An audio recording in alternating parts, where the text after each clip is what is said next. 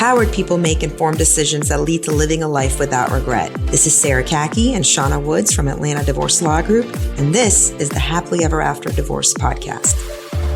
Welcome to another episode of the Happily Ever After Divorce Podcast. This is Sarah Kaki with the Atlanta Divorce Law Group, and I'm joined by our managing partner, Shauna Woods. Shauna, today we've been tasked with speaking about manifestation and the law of attraction. Now, we did a whole episode on fads, and I think this has become, it's a very trendy thing, this idea of law of attraction, the idea of manifesting things. I'm not sure all of us are on the same page on what does this really mean, right? I know there's a book out there called The Law of Attraction. I'll be the first one to say I have not read it, and I have not watched the movie or the documentary. So everything I'll share here is from teachings I've done from Napoleon Hill, other authors at that level, and also some personal coaching I've done in the personal development stage. And first thing I'd like to do is go back to the idea of where does this come from? So I think it comes from a place of wanting to be empowered to say that I don't have to accept everything in my environment and in my circumstance that I don't like or agree with to be part of my future. I can create my own future. I can be the captain of my own ship. I can create whatever life design and curate whatever life it is I want to live. I think that is, in the essence, what anybody that goes out on this path to understand these concepts is on the path of where kind of like, what powers has this source that is larger than me given me, of what creative powers do I have as a human, of what I can actually create and accomplish. So I think it comes from a super cool place. And I love studying it because humans, we have this gift that is different than the rest of our environment, the animals, which is we have the gift of choice.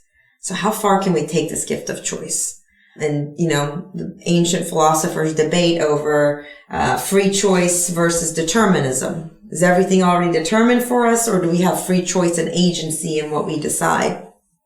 And when we talk to our clients, specifically Atlanta Divorce Law Group, for a long time, they feel like they have been living in a hamster wheel of circumstance, and a hamster wheel of just make it through. Just make it through this one pain point to the next pain point. Make it through one transition of life to another transition of life with the strategy of hope.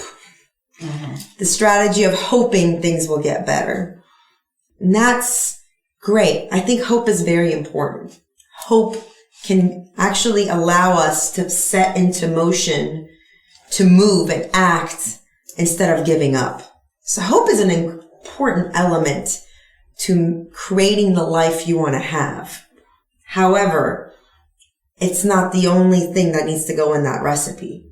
You have to have a vision and a strategy for action that you want to take to create what you want. So what does manifesting something actually mean? I looked up the definition. I had to. And the definition is so great because it really lends into my personal belief of what I wanted to share. Manifest as a verb means to demonstrate by one's feelings and appearance. Manifest as an adjective is clear or obvious to the mind. So, can I indulge myself here for a second? Absolutely. All right. When a lot of people think about manifest the way you see some Instagram influencers or entrepreneur wannabes get on these social media, I know that sounds judgy, but I'm going to go there. They like to produce this image of somebody on a mountaintop holding crystals in their hand and meditating and, sitting there visualizing, and this is the power of manifestation. I'm going to sit on top of a mountaintop and actually just visualize this and manifest, and it will come to be. That may be like not even step one in my personal experience. My personal experience is you allow creation, which starts with creativity because they come from the same word. You allow your creative mind to actually visualize and think about the life you want. So that part is real, the visualization part. And if it's a type of family you wish to have or a different life you like to have post a family transition that you're going through, you actually visualize it so that it's clear and obvious to the mind, just like the definition describes. Not to other people, not to your best friend, just clear and obvious to the mind. So clear that, to quote a friend of mine, Arjan, you can go to that place and leave breadcrumbs there. You can go to that home, that happy home, with whether it has children, whether it doesn't have children, whether it has a partner in it, whether it doesn't have a partner in it. You actually eat in that home. You leave breadcrumbs in that home. You leave your unscrewed toothpaste in that home.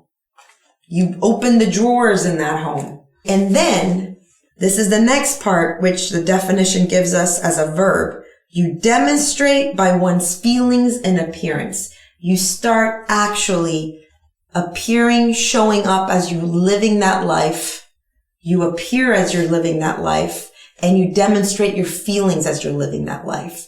So you're feeding the subconscious mind, the part of your mind that gives control to everything else. It's the operating manual. It's the computer. It's the one that tells everything else in your life what's real and how we respond to this.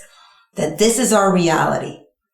And you set the expectation. So let's say you are a single mom and you wish so badly to find love again. I'm just going to give an example, a client, or find a true partner, or find a home to live with, and find a home and a family to combine your family with.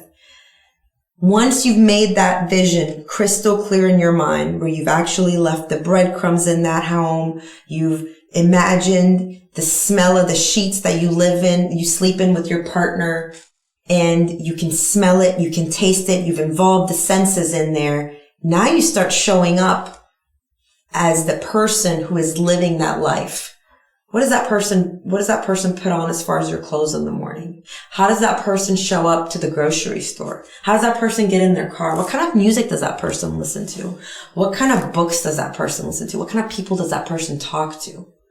And when you start behaving, this is the part that so many people miss. They just want to do the mountain part, top, crystals in hand, visualization part, and then just think, boom, it's going to show up. They stop doing the action piece. The action piece is the hardest part because I visualized it, I've smelt it, I've tasted it, I've showed up for 10 days now dressed as the woman that's living that life. I've found the friends as the woman that's living that life. I've cleared toxicity out of my life as a woman living that life. Well, where is it? Where is it? And that's the part that people stop. If it doesn't show up, they stop.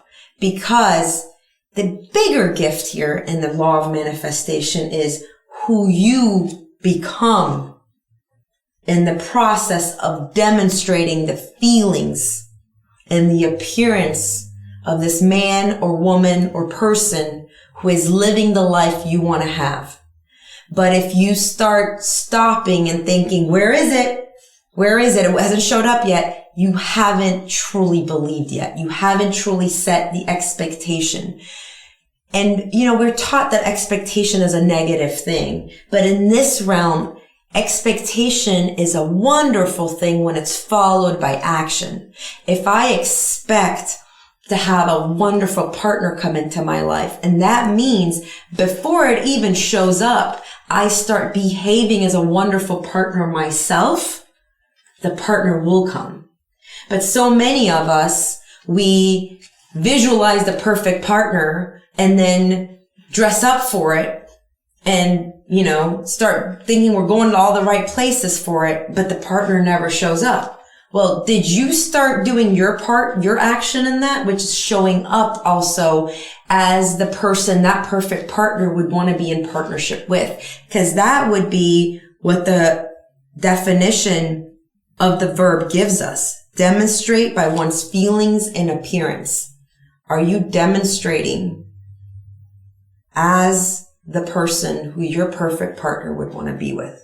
And that really is an example of what I believe manifestation truly means and how it could help so many of our clients. So many amazing things from what you just said.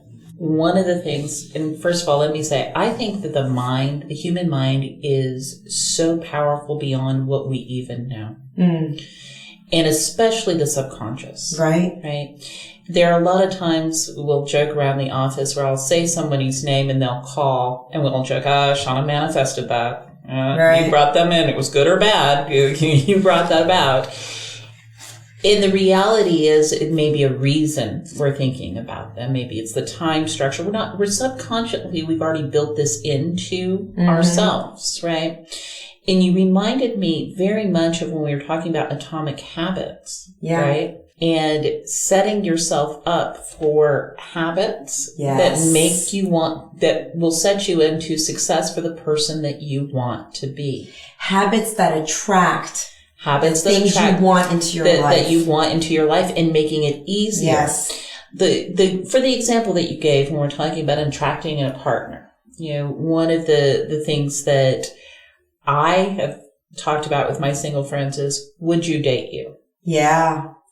If you wouldn't date you, who's the version of you would date, right? That's the person that you need to manifest, right? That's the person you need to become.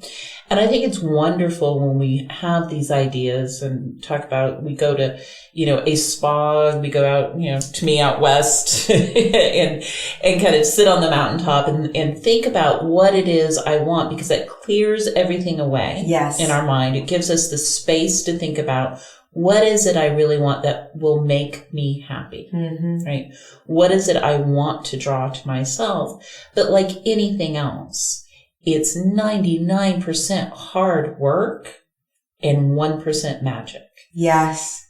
And that magic may happen, but if you haven't done that hard work, it's passing you by. Well, the hard work also provides the opportunity for magic to come in, right? I will end with this. Famous ancient Persian poet, Rumi. At this point, I think the whole world's heard about him, which I think is so awesome because it's such a big part of my culture. He says, what you are seeking is also seeking you. So, can you be ready and be the person who can receive the thing you are seeking, because it's also looking out for you. But maybe who you are showing up as right now is missing it and is not seeing it and is not making you ready and prepared for what you want to receive so badly that also wants to be received by you. Thanks for listening to the Happily Ever After Divorce podcast. If you'd like to learn more, go to atlantadivorcelawgroup.com/resources.